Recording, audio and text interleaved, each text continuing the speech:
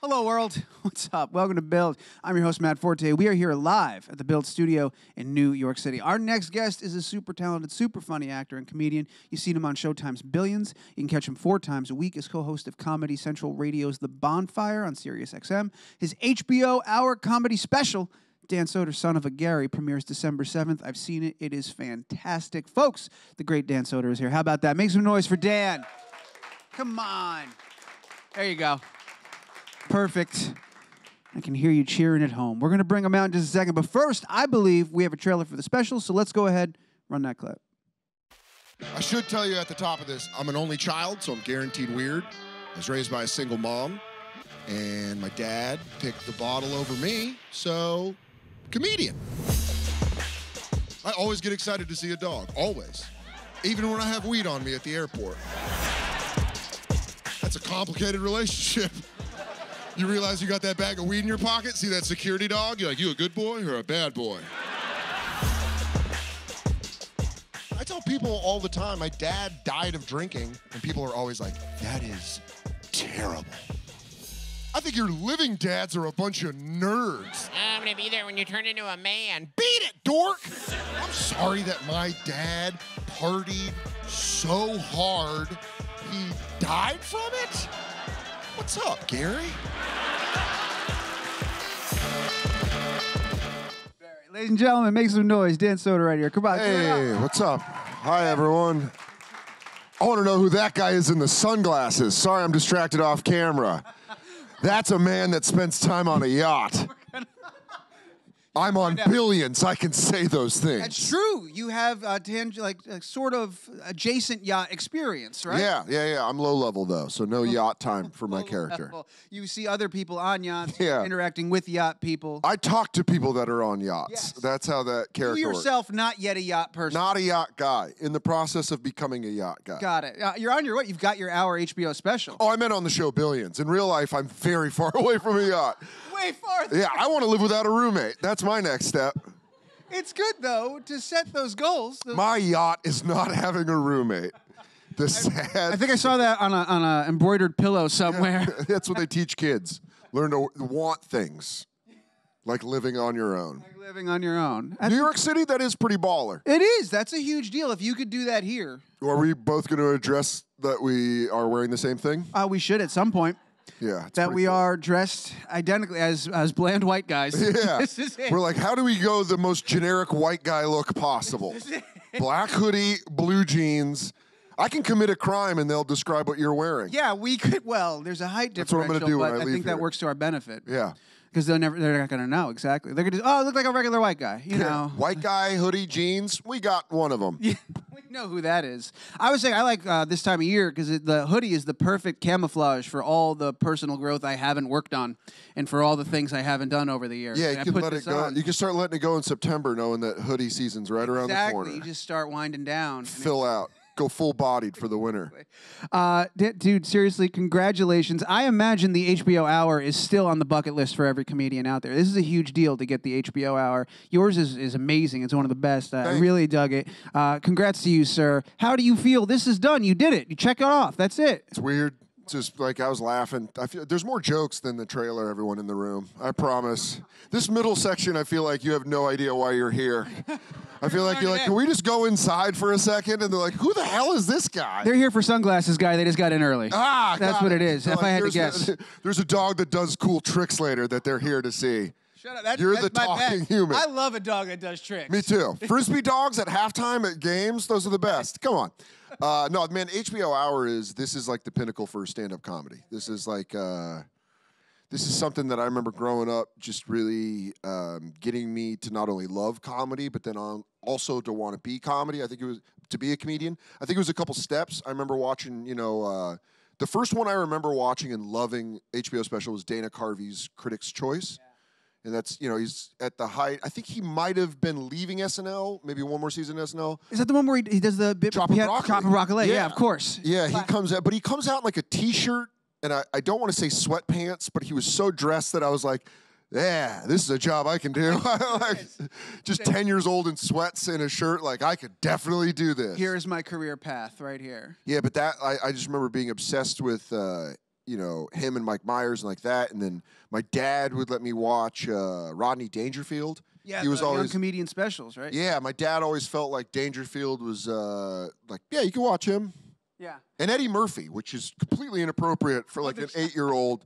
But I was super on board with it. I grew up around my house. We had on tapes that we were recorded off of HBO. Sorry, HBO, but people did that. Oh, dude, the only reason I watched HBO was for free weekends. It's free, yes. You get the free weekends, and you put in the tape, and you'd hit play, and then on the side sticker, you'd write what you're going to watch. And that would get you through the year until the next free weekend. Yeah, I watched a lot of I knew a lot of Richard Jeni for a young boy. Because I had, just what would have come up, who was hilarious, but it was weird to see where my tastes were just because of free weekends. Yeah, but for sure, we grew up with a lot of that, and with the young comedian special, Sam Kinison, that mythical 85 special that everyone was on. Yeah, Bill all Hicks was on it. Yeah. There was a bunch of, it was a showcase show. Rodney Dangerfield would go up, do his set, and then he'd bring up other comics, but it's like Roseanne, Seinfeld. Yeah. It's insane. Tim Allen. Yeah, it's just a wild year of just all these crazy comics that went up there. But I bring all that up to tap into your nostalgia because the way you start your special could only come from someone who had an appreciation for the magic that home box office afforded us in the 80s and 90s. How did that come about? I hope I'm not spoiling anything, but the opening... we got the 1983 opening for the HBO coming out of the stars. Where it flies over the model, the small, old school model and goes through everything. Yeah. I was like, I wanted the whole thing. Got it. And Drew Michael did it on his special. He did the last half, and then I was like, you kind of want to be. I saw that, and I was like, if I ever get an HBO special, you got to do that. And then they when I got the HBO special, I was like, one of the first things I said to Chris Storer and Bo Burnham was like, hey, I want the full intro. Turn on TV. You go through the clearly diorama, and that's not a real. You want to see how they had to make things back in the '80s? Watch the intro of my special because it is like, oh my! Did a child make this for a science fair? It is obviously. It's just like a mole. It's so. Just flying obviously terribly made, but it's like in the '80s, you're like, I'm flying. It's like, oh my god, yeah, we're so spoiled now, but it's so cool, and I think it was like. For me, it was just kind of the perfect thing to start this special. It's 1980. It's from 1983. That's when I was born. There's just a lot of personal stuff in the special, and so it was like, this just feels right, and it was fun. How long does it? Because you're doing Bonfire. That's 4 days a week that you're working on that. You're very busy there. How often do you pop in at night and work on new stuff? I try to do every night, but Sundays. Why Sundays? Football. Also Sundays are just good days off. It's just kind of like stay in Queens, not leave. Usually I'm traveling. If I'm on the road, you leave Thursday, come back Sundays. Got it. So I like to land and then just kind of stay at home. How long did it take you to get the hour locked in? To know this is it. This is the hour. Edinburgh Fringe Festival. I kind of took. I'd worked the hour. And I got it to a certain point that I was like, I think this is the hour. And then you go do the Fringe Festival, man, and that thing comes out with zero air in it. Because you're doing that show. It's a month-long festival. It's a 4.5-week festival where you do 26 shows in a row. I think you get 1 day off. And so you're every night running the hour. And it was good to do it in front of a UK audience. It was just good to do UK audiences, or also the way that show's set up. I'm used to doing comedy clubs where there's wings on the table and mozzarella sticks, and people are yelling that they haven't gotten their double Sam Kinison. They always name these terrible drinks after insanely talented comedians. They're like, where's my Buster Keaton? And they're like, what is that? They're like, it's Cuervo, a splash of coconut juice. You're like, what the fuck? For Buster Keaton? Just all what right, Buster that's what we're doing. Yeah. Yeah, but that's what, and that's a certain energy and it's good. It's good. It's all good for a comedian to do that. But American comedy clubs, you kind of have to keep on them because they're distracted. Okay. Now they're starting to bag up phones, which is great. But most of the time they're just distracted. So you have to you're going. You're like, this is a joke. And then I noticed with the UK audiences, they just listen. They're there. They get up to go get a drink if they want a drink. They come, which I took offense because I have such low self-confidence that they would leave, and I'd be like, so you hate me. You hate me too. And they're like, I was just going to get a drink. And I'm like, I'm sorry. But yeah, it's like a lot of, there was bits in the special that I got to work out there that I don't think I could have. I have a joke about living next to a mosque in the special and a kid, having a reaction to me that I think in the States, when you would try to work that bit, they'd be like, oh, and you're like, don't react. What are you, fourth graders? I said a word and you're like, oh, shut up, I got it. It's like this weird, I don't know, I feel like social media in a lot of senses has given people the confidence to backseat drive. Right. Like, oh, left. You're like, shut up.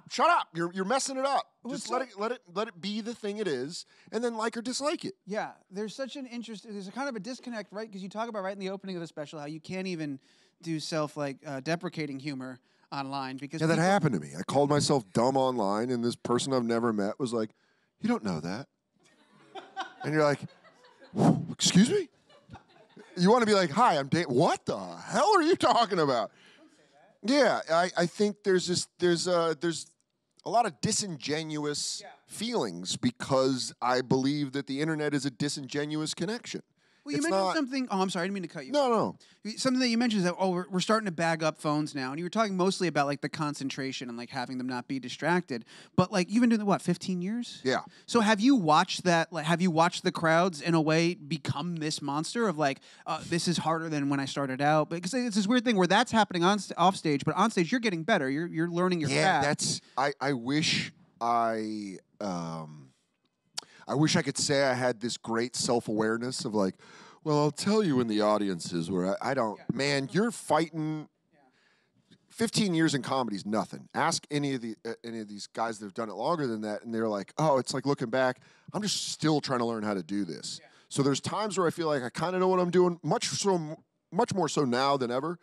But back then, you're just like, does this works? Okay. Does this work? And you're not like, hey, the carpet's a different, this work? You're just so worried about doing well and being that. And there are guys I know in comedy, there's comedians, men and women, that I know that have this like insane confidence and they know their voice and they know their perspective.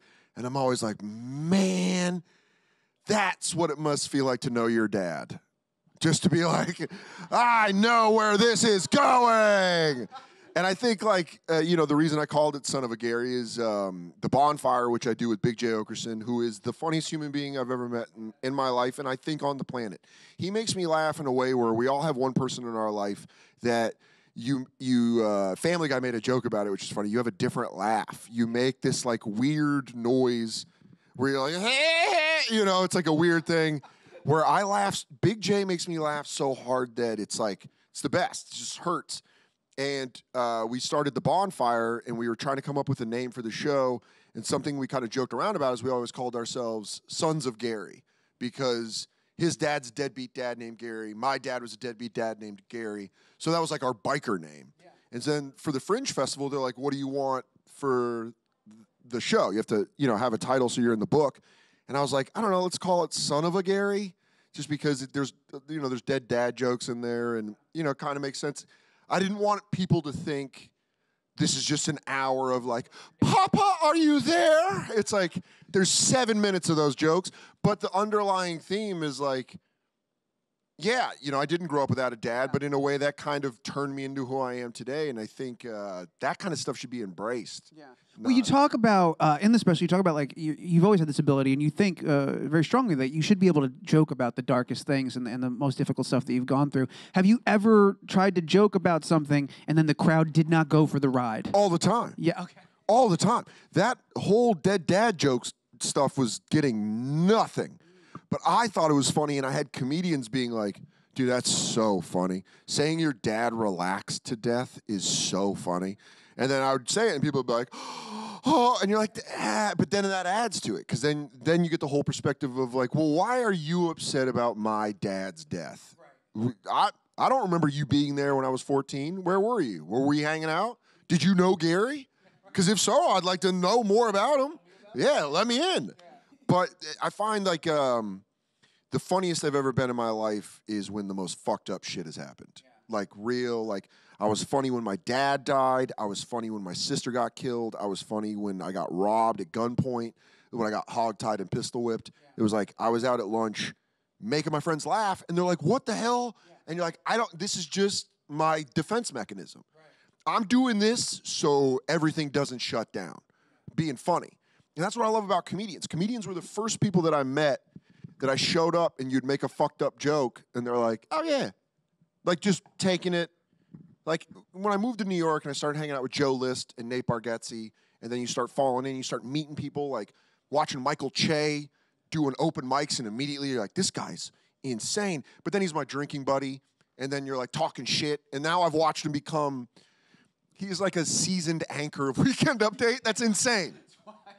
But you watch other friends, you know, watching Amy Schumer get big and other people around you, you know, Pete Davidson. It's just, you watch people you know get famous, and it's awesome because you're like, I know these people, but what gravitated to me to the Big J's and the Nates and the Joes was just our sensibility was so, we're from completely different worlds. And a lot of times there's an age difference of like, Nate's 5 years older than me. He's from Old Hickory, Tennessee. I'm from Aurora, Colorado.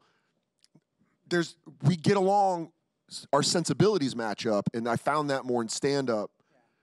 Do you ever, after being in that crowd and being in that comfort zone and having that circle, do you find yourself in other circles, like you go like to Billions, and it's like a different vibe, and you have to turn off comedian Dan? Oh, for sure. Yeah. For sure. Even here right now, I'm not talking the way that I would talk if Michelle Wolf, Nate, and I were in a car.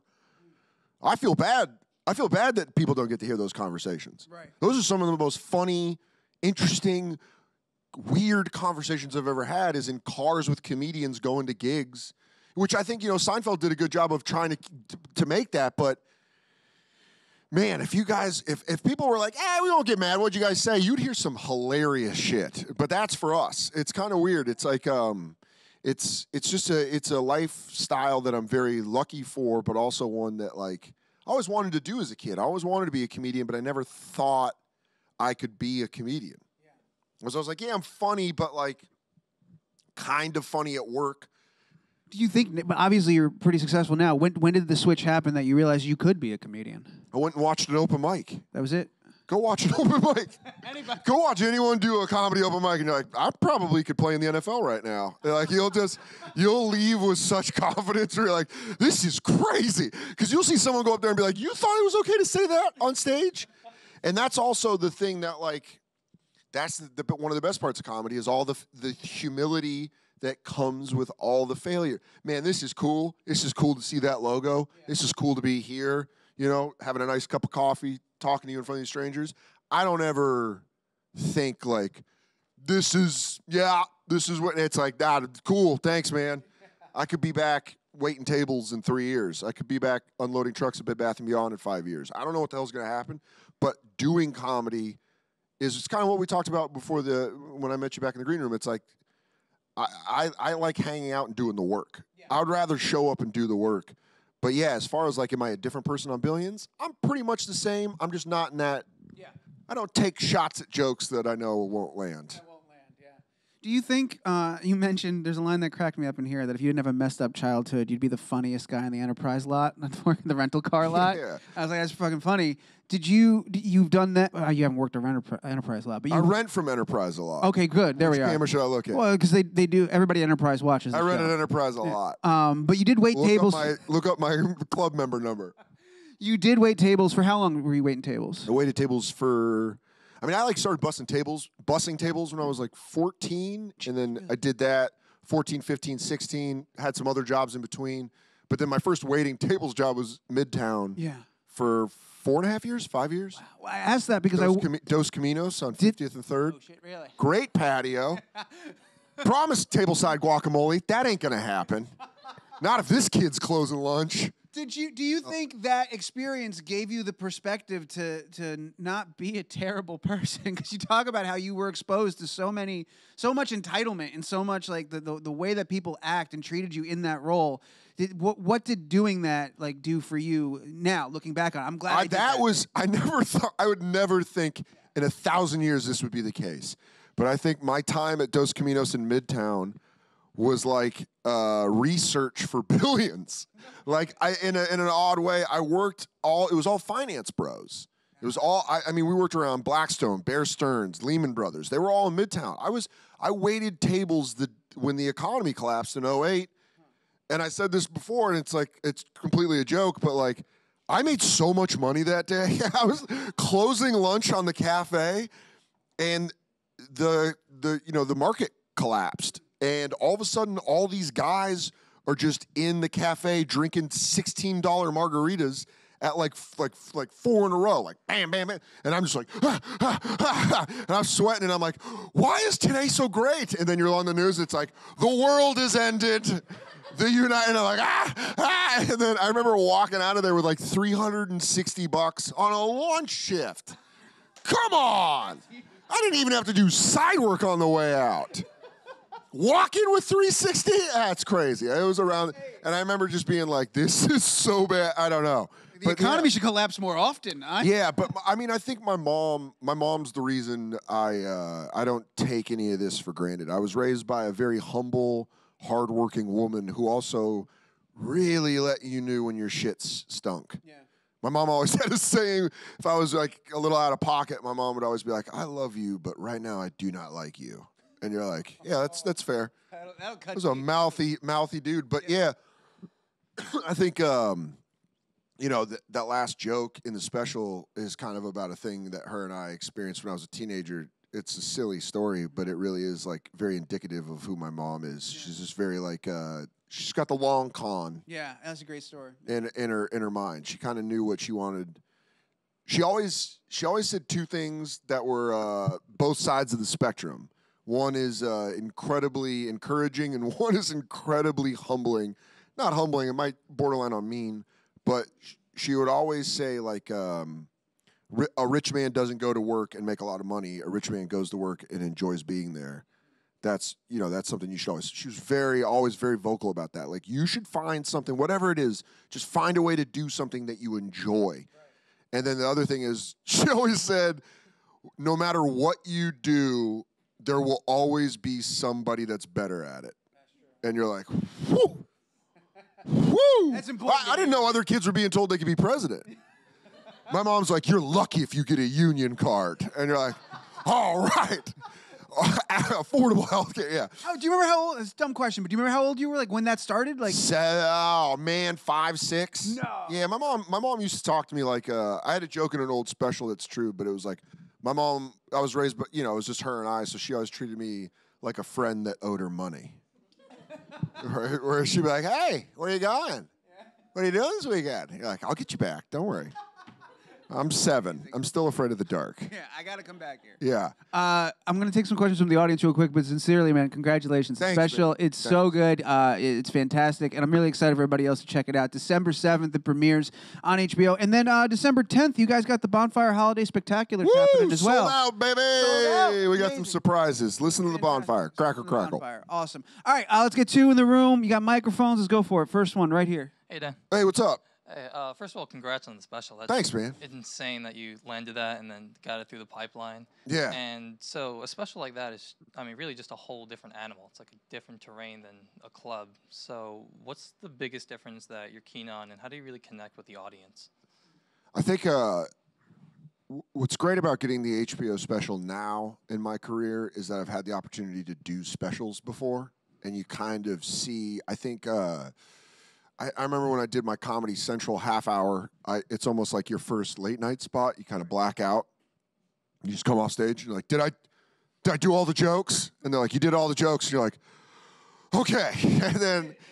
And then I got to do the Comedy Central hour, which allowed me to actually see what it feels like to film a comedy special. And I was really keen on, like, gotta kill in the room. You gotta kill. And I felt like I killed, but then I also felt like what happened in the room didn't translate as well to TV, where you kind of learn to take jokes, and maybe if they don't get the reaction you want, then that's just how that is that night. Yeah. But this was really a great mixture of the both, where I kind of had the experience, knew what I wanted out of the room, but then also knew what I needed for the special in order to make the hour good on TV. And I really hope that came across. I feel like it did, but to each his own. But yeah. Great question. Thanks, man. Thanks, man. Can we do one more? Let's do one more. Microphone. Oh, right over there. Hello. Hey. So the dialogue in Billions is so insane. And I was wondering how much of that is improvised or scripted. Oh, great question. And I just came off 2 days of filming, and I will tell you, none of that is improvised. It is crazy. It's like a figure skating routine. You have to nail Brian Koppelman and David Levine in the writer's room they have over there is so insanely talented that they give you these like chunks of dialogue, and just even by going through it and running it, you start to see it every time. Where you're like, oh, okay, you know. And it's all written. The only time I've ever argued with any kind of dialogue was my character in the show is a wrestling fan, and I'm a massive professional wrestling fan in real life. And they made me reference wrestlers that were too old in an episode, and that was the only time where, hat in hand, very humbly, I was like, I don't think I would reference these wrestlers. And they were like, okay. And I was like, yes. So I was like, put writer credit. Written by Dan Soder. You're on your IMDb that night, Yeah. putting it in. Yeah.